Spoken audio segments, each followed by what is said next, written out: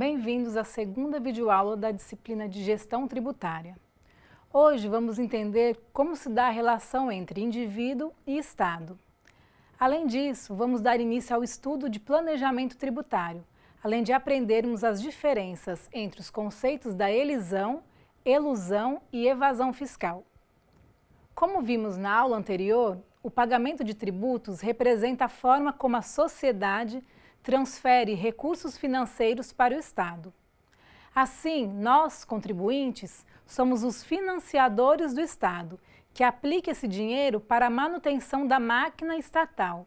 E, em contrapartida, o Estado nos fornece serviços nas mais diversas áreas, como educação, saúde, moradia, segurança, dentre outras.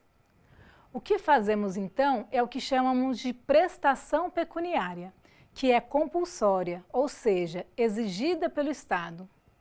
Porém, antes de fazermos essa transferência, nós, contribuintes, podemos nos organizar para reduzir nossa obrigação junto ao fisco, e é possível fazer isso licitamente. Como podemos fazer isto? Podemos fazê-lo por meio do planejamento tributário. Quando realizamos compras em um mercado, por exemplo, já estamos pagando tributos.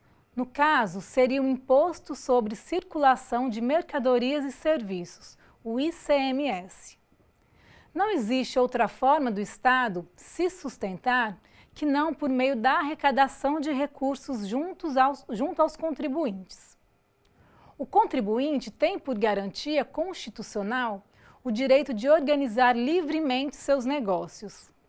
Portanto, pode-se dizer que os tributos se encontram a meio caminho entre a liberdade do consumidor e a necessidade do Estado de recolher recursos junto à sociedade. Para mediar a relação entre a obrigação de pagar tributos e a liberdade de organizar seus negócios, é que surge para o contribuinte o planejamento tributário. Vivemos em um mundo altamente competitivo. Os mercados mundiais, para se manterem no mercado, precisam possuir um preço competitivo. Isso principalmente após a globalização, que passou a ser condição essencial para a disputa por espaço na economia mundial e mesmo na economia nacional. O preço está intimamente relacionado com o custo de se produzir. E pagamento de tributos é um custo. Nosso país possui uma das maiores cargas tributárias do mundo. Logo, diminuir os custos com a redução do pagamento de impostos torna-se uma condição necessária para a manutenção das empresas no mercado. Fica evidente aqui que a realização de planejamento tributário, antes de ser uma questão jurídica, tem uma influência econômica decisiva. Diminuir o pagamento de tributos é, para as empresas, reduzir seus custos de produção.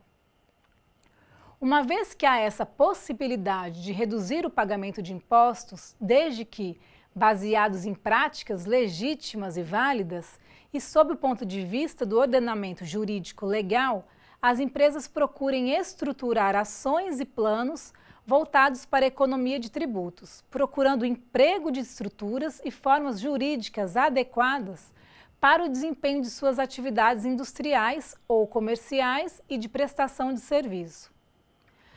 Antes de iniciarmos o estudo dos conceitos que abrangem o planejamento tributário, vamos começar entendendo a relação que se estabeleceu entre o indivíduo e o Estado no processo de formação da sociedade capitalista. Vamos ver o que o autor Greco diz sobre essa relação. Em sua análise, Greco nos alerta que o indivíduo não existe sozinho e que seus direitos, mesmo o direito à propriedade, bem como outros direitos, precisam de um Estado que possa garanti-los. Aprofundando mais esta relação indivíduo-Estado, o autor ainda nos lembra que nas sociedades pré-Revolução Francesa, o Estado se organizava em classes sociais bem definidas, como clero, nobreza e povo, por exemplo. Não havia mobilidade social e a legitimidade do poder se dava através, primeiro, da força em sociedades primárias e, em segundo, de Deus em sociedades um pouco mais avançadas. Com a formação do Estado, houve a necessidade de recursos financeiros para mantê-lo, e desta forma foi inevitável a criação de tributos. Com a evolução da sociedade pós-Revolução Francesa, o Estado, segundo Greco, estruturou-se pluriclasses, ou seja, os indivíduos passaram a ocupar classes sociais diferentes de acordo com o papel social em que estivessem inseridos. Ora, a pessoa se encontrando em uma situação de prestador de serviço, em outro momento apresentando como consumidor ou investidor do mercado financeiro. Isso sem deixar de ser a mesma pessoa e de viver na mesma sociedade. Assim, a estrutura social evoluiu para uma formação de rede, sem que fosse possível definir classes estanques, ou seja, ficou impossível imaginá-la como uma singela pirâmide. Neste momento, ficou claro que a sustentação do Estado deveria ser dividida por todos os cidadãos, e não apenas por uma classe social determinada. Outra diferença importante em relação às sociedades antigas é que o poder passou a ser legitimado pelo povo e não mais pela religião. A manifestação da vontade do povo passou a ser expressa junto ao parlamento, que começou a editar leis para organizar a sociedade. Neste sentido, a criação de tributos passou a ser fruto de uma decisão, de uma escolha do povo, feita para uma finalidade específica. O que podemos concluir com esse histórico da evolução das relações do Estado com a sociedade é que, por mais que empresas e indivíduos não gostem de transferir parte de suas rendas para o Estado por meio de tributos, eles existem por obra e força da vontade popular e têm por finalidade financiar as ações do Estado em prol do coletivo. No entanto, é garantido pela Constituição a prerrogativa das empresas organizarem-se para pagar menos tributos, mais especificamente no tocante à livre concorrência, a liberdade de iniciativa e ainda nas liberdades expressas no artigo 5º da Constituição, que trata da liberdade do indivíduo organizar sua vida, direito à propriedade, princípio da legalidade e da liberdade contratual. Vejamos então. Conforme o artigo 1º da Constituição, a República Federativa do Brasil, formada pela união indissolúvel dos estados e municípios e do Distrito Federal, constitui-se em Estado democrático de direito e tem como fundamentos os valores sociais do trabalho e da livre iniciativa, e em seu artigo 5º preza que todos são iguais perante a lei, sem distinção de qualquer natureza, garantindo-se aos brasileiros e aos estrangeiros residentes no país a inviolabilidade do direito à vida, à liberdade, à igualdade, à segurança e à propriedade, nos termos seguintes: ninguém será obrigado a fazer ou deixar de fazer alguma coisa, senão em virtude de lei. É garantido o direito de propriedade. Já no artigo 170, diz que a ordem econômica fundada na valorização do trabalho humano e na livre iniciativa tem por fim assegurar a todos existência digna, conforme os ditames da justiça social, observados, dentre outros princípios, o princípio da livre concorrência. Agora que já entendemos sobre a relação entre indivíduo e Estado, é o momento de definirmos com mais rigor o significado de planejamento tributário, que nada mais é que um conjunto de condutas que o contribuinte pode realizar visando buscar a menor carga tributária legalmente possível. A execução deste planejamento envolve uma soma de conhecimentos, sobretudo o jurídico e o contábil. Como o Código Tributário Brasileiro é bastante complexo, para uma eficiente gestão de tributos é necessário identificar dentro do ordenamento jurídico as oportunidades de redução da carga tributária, necessitando assim de conhecimento sobre a legislação tributária disponível no Código Tributário Nacional, por exemplo, bem como a documentação contábil da empresa, envolvendo seus livros contábeis e fiscais. Assim, podemos definir o planejamento tributário como uma técnica organizacional, preventiva de negócios jurídicos, visando a uma lícita economia de tributos, e esse planejamento pode ser feito por qualquer contribuinte, quer seja ele pessoa física ou jurídica. Mas nessa nossa disciplina, vamos dar ênfase à gestão feita por empresas, que é o que interessa para o nosso curso de finanças. Como então deve o contribuinte fazer a gestão de seus tributos a fim de diminuir o peso da carga tributária? Ou seja, como fazer o planejamento tributário? Vamos ver o que diz o nosso autor. Chaves 2008 sugere que sejam realizadas as seguintes ações. Primeiro, deve-se fazer um levantamento histórico da empresa, identificando a origem de todas as transações efetuadas e escolher a ação menos onerosa para os fatos futuros. Segundo, verificar a ocorrência de todos os fatos geradores dos tributos pagos e analisar se houve cobrança indevida ou recolhimento a maior. Terceiro, verificar se houve ação fiscal sobre os fatos geradores decaídos, pois os créditos constituídos após 5 anos são indevidos. Em quarto, analisar anualmente qual a melhor forma de tributação do imposto de renda e da contribuição sobre o lucro, calculando de que forma, real ou presumida, a empresa pagará menos tributos. Em quinto, levantar o montante dos tributos pagos nos últimos 10 anos para identificar se existem créditos fiscais não aproveitados pela empresa. Em sexto, analisar os casos de incentivos fiscais existentes, tais como isenções, redução de alíquota e, por fim, analisar qual a melhor forma de aproveitamento dos créditos existentes, compensação ou restituição. Como já vimos, o pagamento de tributos ocorre nas sociedades modernas democráticas, por obra e vontade do povo. A arrecadação de recursos financeiros junto ao Estado é fundamental para sustentar as políticas públicas advindas dele. O arcabouço jurídico que dá sustentação ao Estado para que ele obrigue a sociedade a lhe transferir recursos financeiros é criado pelo Parlamento, que por sua vez é eleito pela vontade popular. Entre a previsão legal para a arrecadação dos tributos e sua arrecadação de fato aos cofres públicos, o contribuinte pode praticar uma série de atos para que o fato gerador do tributo não ocorra, a obrigação tributária não nasça e, por conseguinte, o tributo não seja pago. Adotar medidas para evitar ou diminuir o recolhimento de tributos está de acordo com o conceito de planejamento tributário que vimos até aqui. No entanto, nem todos os atos que têm a intenção de fugir do fisco podem ser considerados planejamento tributário.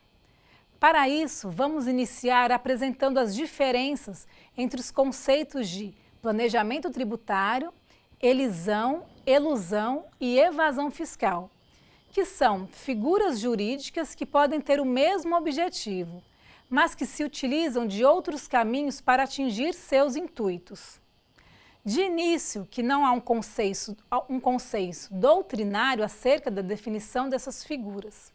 Primeiramente, vamos para a definição de elisão. Segundo o autor Greco, elisão é a conduta lícita do contribuinte antes da ocorrência do fato gerador, que ele pratique sem que esteja revestido de nenhuma prática simulatória, com a qual ele obtenha uma menor carga tributária legalmente possível. O foco da análise é o efeito da conduta em relação à incidência e cobrança do tributo. Por isso, sua análise envolve debates sobre os temas da capacidade contributiva.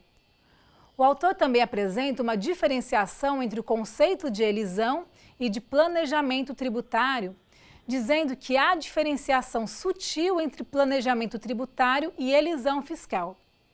Para o autor, quando se menciona planejamento, o foco de preocupação é a conduta de alguém, em geral o contribuinte.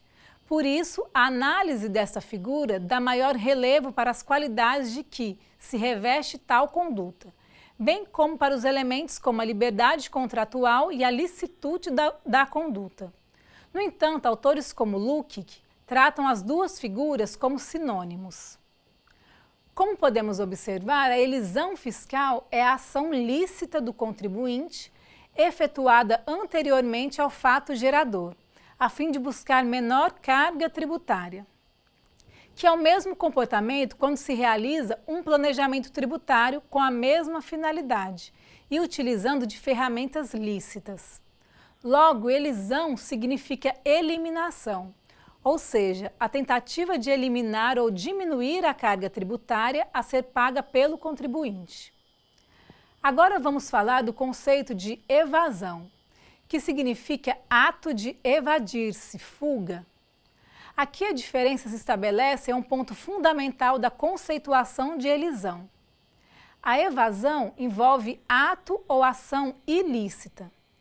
Para o autor Abraham, evasão de tributos é uma terminologia oriunda da ciência das finanças que, sob a perspectiva econômico-financeira, ocorre quando o contribuinte não transfere ou deixa de pagar integralmente ao fisco um tributo, considerado devido por força de determinação legal. Podemos observar que a elisão se concentra nos meios lícitos, ao passo que evasão baseia-se nas formas ilícitas ou fraudulentas. Esta, porém, não é uma única distinção entre os dois termos.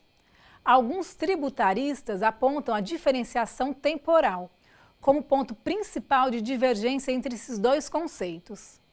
Nesta diferenciação, é importante a definição do momento em que ocorre o fato gerador, para posteriormente identificarmos se a ação empreendida para diminuir ou evitar o pagamento do tributo ocorreu antes ou depois deste fato gerador. Se foi desenvolvida antes, podemos considerar que houve uma elisão, ou seja, foi lícito, mas se ocorreu depois, será constatada uma evasão fiscal até o limite da fraude. Sendo assim, dois pontos são importantes para a definição de elisão: a cronologia e a licitude. Por fim, temos a definição de elusão fiscal. Vimos que há o planejamento tributário, a elisão e a evasão fiscal, e agora temos a elusão fiscal. Conforme o autor Abraham, a elusão pode ser considerada como o efeito do uso de negócios jurídicos atípicos ou indiretos, organizados através de simulação ou fraude à lei, desprovidos de uma causa, no sentido de obter uma vantagem tributária. Isso significa que a elusão fiscal ocorre quando o contribuinte busca uma forma lícita para dissimular a ocorrência de um fato gerador, a fim de evitar ou reduzir o pagamento de um tributo. O indivíduo tenta adotar uma forma jurídica lícita com o objetivo de escapar de maneira artificiosa da tributação. O exemplo do nosso caderno didático deixa bem claro a concretização desse ato ilícito. Segundo o nosso exemplo, o contribuinte Pedro tem um imóvel de R$200 mil e quer vendê-lo para Márcia. Uma operação como esta geraria um recolhimento de imposto sobre transmissão de bens imóveis, o ITBI, a ser feito junto ao município. A fim de dissimular esta venda e não pagar o imposto, Pedro cria uma sociedade comercial com Márcia, integralizando o capital social com seu imóvel no valor de R$200 mil. Márcia integraliza em dinheiro a sua parte no valor de R$200 mil. Dias após a constituição da sociedade, ela é dissolvida, ficando a divisão do capital social feita da seguinte forma: Márcia fica com o imóvel de R$200 mil e Pedro com os R$200 mil em espécie. Feito assim, e tendo em vista a imunidade ao ITBI, descrita no artigo 156 da Constituição Federal, o imóvel tem sua propriedade transferida de Pedro para Márcia em um ato dissimulado, teoricamente lícito, sem o pagamento do imposto. Ainda segundo o autor, podemos concluir as diferenças entre evasão, elisão e elusão fiscal, compreendendo que, quando alguém promove um negócio jurídico apenas com a finalidade de obter redução de carga tributária incidente, salvo o descumprimento frontal à lei, que seria tido como evasão, pode assim agir com a liberdade garantida pelos princípios constitucionais que protege a autonomia privada, no campo do planejamento tributário legítimo, visando a economia de tributos, constituindo negócios válidos e dotados de causa, que neste caso seria considerado uma elisão. Sejam estes típicos ou atípicos, indiretos ou fiduciários, formais ou não formais. Ou organiza negócios querendo aparentar um negócio jurídico legítimo e válido, mas desprovidos de causa, e organizados com pacto de simular para retirar os efeitos da causa do negócio aparente, que já seria uma elusão. Nessa nossa aula de hoje, vimos que o contribuinte tem por garantia constitucional o direito de organizar livremente seus negócios. Portanto, pode-se dizer que os tributos se encontram a meio caminho entre a liberdade do consumidor e a necessidade do Estado de recolher recursos junto à sociedade. Para mediar a relação entre a obrigação de pagar tributos e a liberdade de organizar seus negócios é que surge o planejamento tributário. Vimos que o planejamento tributário pode ser definido como conjunto de condutas que o contribuinte pode realizar visando buscar a menor carga tributária legalmente possível, que deve utilizar como ferramenta toda a legislação tributária disponível e disposta no Código Tributário Nacional, por exemplo, e na documentação contábil da empresa, envolvendo seus livros contábeis e fiscais, podendo definir o planejamento tributário como uma técnica organizacional preventiva de negócios jurídicos, visando uma lícita economia de tributos. Aprendemos sobre a figura da elisão fiscal, que é uma conduta lícita do contribuinte antes da ocorrência do fato gerador do tributo, que ele pode praticar sem que esteja revestida de nenhuma prática simulatória, com a qual ele obtém uma menor carga tributária legalmente possível. Comparando elisão com evasão fiscal, percebemos que a elisão se concentra nos meios lícitos, ao passo que a evasão baseia-se nas formas ilícitas ou fraudulentas. Esta, porém, não é a única distinção entre os dois termos, pois alguns tributaristas apontam a diferenciação temporal, quando é importante a definição do momento em que ocorre o fato gerador, para posteriormente identificarmos se a ação empreendida para diminuir ou evitar o pagamento do tributo ocorreu antes ou depois deste fato gerador. Se a ação foi desenvolvida antes, podemos considerar que houve uma elisão, mas se ocorreu depois, será constatada uma evasão fiscal até o limite da fraude. Vimos sobre o conceito de elusão, que pode ser considerada como efeito do uso de negócios jurídicos atípicos ou indiretos, organizados através de simulação ou fraude à lei, desprovidos de uma causa no sentido de obter uma vantagem tributária. Na nossa próxima aula, veremos como a cobrança do ICMS, que é o Imposto sobre Mercadorias e Serviços, pesa a estrutura tributária no Brasil. E discutiremos sobre o Simples Nacional, o lucro real e o presumido. Até lá!